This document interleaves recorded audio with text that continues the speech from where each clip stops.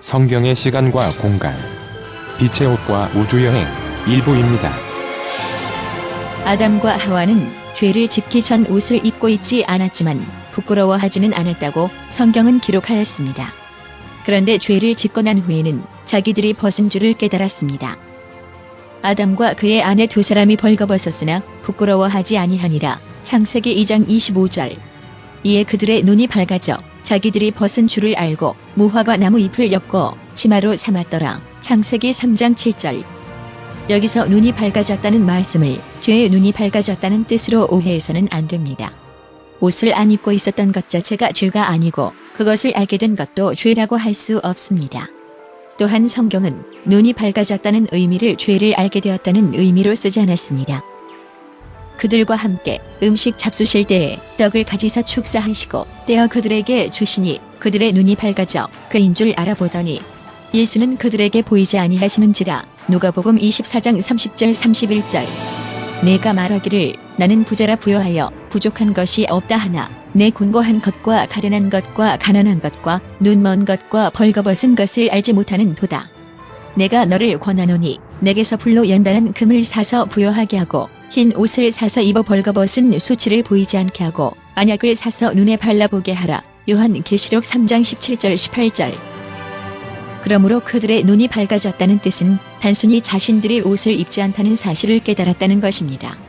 그래서 그들은 곧바로 무화과 나무 잎을 엮어 옷을 만들어 입었습니다. 그리고 하나님께서도 그들을 위해서 가죽옷을 지어주셨습니다.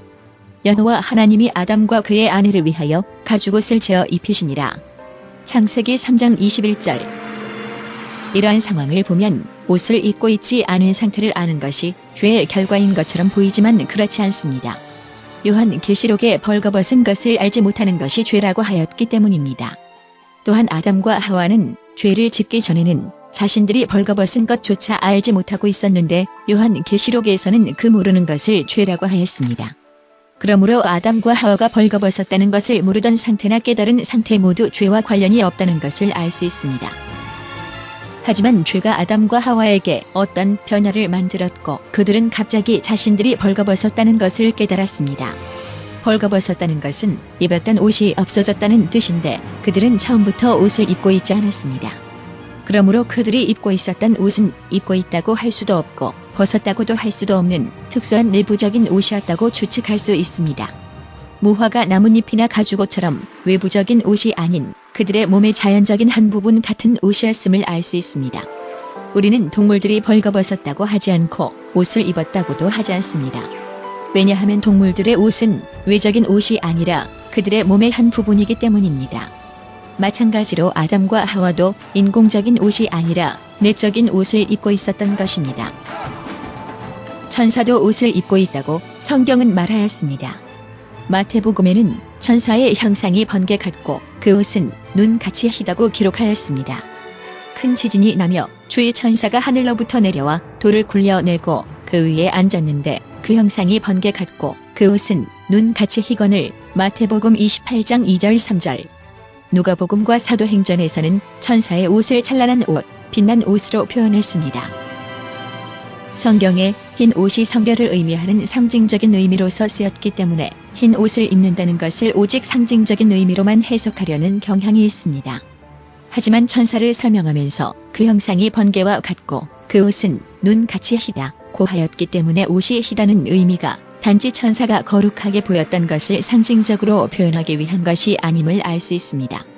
이러한 설명들은 천사들을 본 사람들이 자신들의 언어로 그 모습을 묘사하기 위하여 쓰인 것이기 때문에 실제로 천사가 흰색의 옷을 입고 있었다고 말하고자 하는 것이 아니라 천사들이 흰 옷을 입고 있는 것처럼 보였고 그 형상이 정말로 번개처럼 빛으로 만들어진 것처럼 보였다는 것을 설명하고자 했던 것입니다.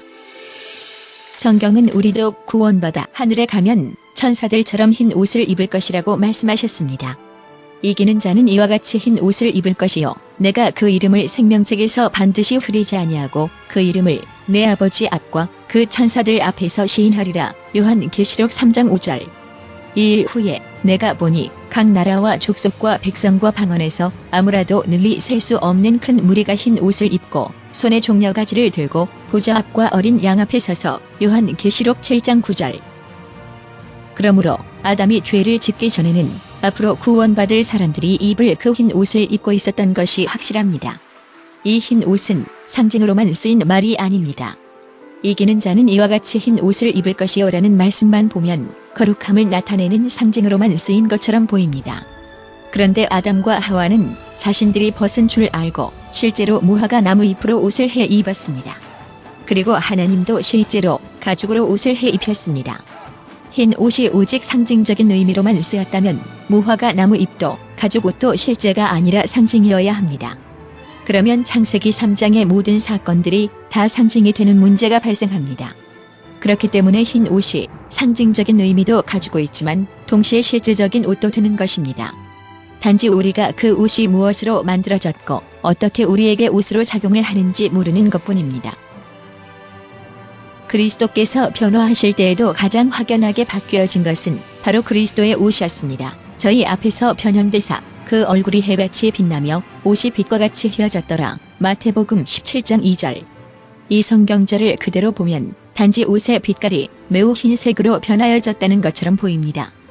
하지만 이 성경절은 옷의 원래 빛깔과 변하여진 빛깔의 차이를 보여주기 위한 것이 아니며 그 옷의 더럽고 깨끗한 차이를 말하기 위한 것도 아닙니다. 단지 옷이 더 깨끗하여지고 흰 옷이 더 휘어졌다는 것을 언급하므로 그리스도께서 변형되신 사실을 증거하려 하지는 않았을 것이기 때문입니다. 그러므로 인류가 에덴에서 입고 있었던 옷은 분명히 빛으로 만든 옷이었을 것입니다. 옷을 입지 않고 있지만 동시에 입은 것으로 될 수 있는 옷은 빛으로 만든 옷이 가장 적합합니다. 빛은 계속 이동하기 때문에 빛으로 옷을 만들 수 없을 것이라고 생각하기 쉽지만 과학자들은 이미 빛의 움직임의 속도를 줄이거나 아예 한동안 멈추게도 할 수 있다는 것을 발견하였습니다.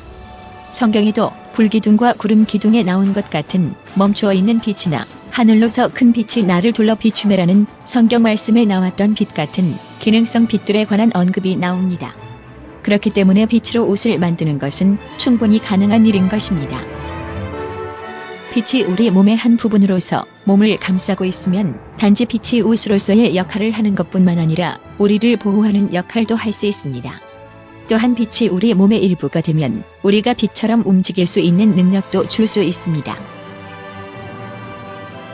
우리가 사는 태양계의 영역은 태양으로부터 오르트 성울라고 불리는 명왕성보다 바깥쪽의 궤도를 도는 얼음으로 된 회성군까지로 보는데 횡단하는 데는 빛의 속도로는 1년 10개월 정도 걸리고 가장 빠른 우주선으로 가면 37,000년이 걸린다고 합니다.